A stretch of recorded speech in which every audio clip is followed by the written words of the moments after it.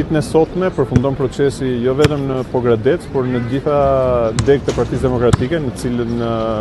kryetarët, le të themi, ishin të komanduar për shkak të dorëheqjes kryetarëve për proceset e mëparshme të primareve dhe të kandidimit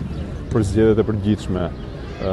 Ditën e hënë është paralajmëruar një mbledhje kryesie e Partisë Demokratike, në cilën do të merret vendimi për fillimin e procesit sipas statutit në të gjithë degët e tjera të Partisë Demokratike, pra përfundimin e natyrshëm të mandatit në të gjithë degët dhe procesi i cili besoj që do të përfundojë deri në fund muajit prill. Procesi ka nisur në orët e para të mëngjesit, deri tani ka shkuar përgjithsisht i qetë me problematika të vogla, të cilat lidhen kryesisht me mungesën e ndonjë emri në listë për shkak të mungesës së rinovimit nga disa nga anëtarët e tesarave të anëtarësisë. Besoj që gara në cilën dy kandidatët janë dy personalitetet të rëndësishme të Partisë Demokratike, ka patur interes jo vetëm për të mbështetur këto dy figura, por edhe për të shprehur demokratët atë vullnetin që çdo lloj problematike ose çdo lloj